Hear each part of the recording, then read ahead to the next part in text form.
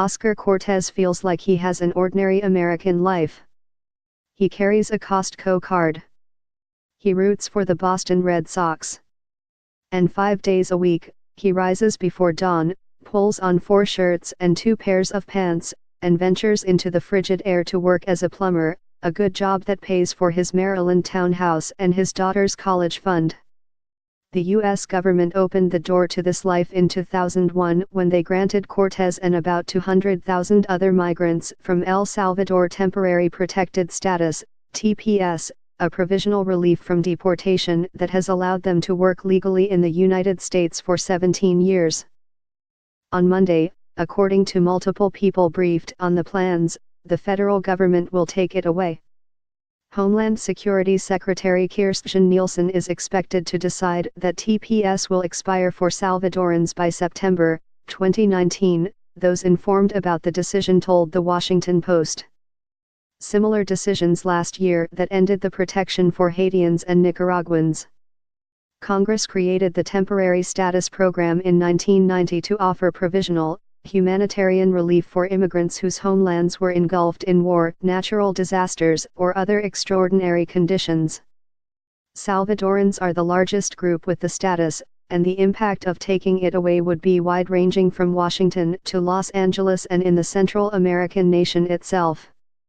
Individuals will have 18 months to leave or seek other means to obtain lawful residency, those knowledgeable about the decision said. The Trump administration and other critics say TPS has become a de facto immigration option for hundreds of thousands of undocumented residents, reflective not of conditions in any particular country but of a U.S. government that for years has been unable to decide what to do about illegal immigrants. Salvadorans were allowed to apply for protected status after 2 powerful earthquakes devastated the country in 2001. Officials have since renewed the status for Salvadorans 11 times. The Trump administration, which has also cracked down on other forms of temporary deportation protection for immigrants, says the decision of whether to extend TPS must be made on the basis of whether the initial justifications for the status still exist. The United States, officials note, sends tens of thousands of deportees back to El Salvador each year.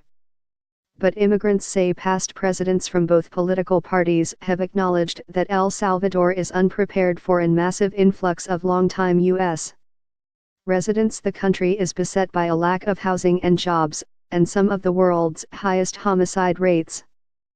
Although many TPS recipients initially came to the United States illegally, they have since been fully vetted, fingerprinted, and incorporated into American society.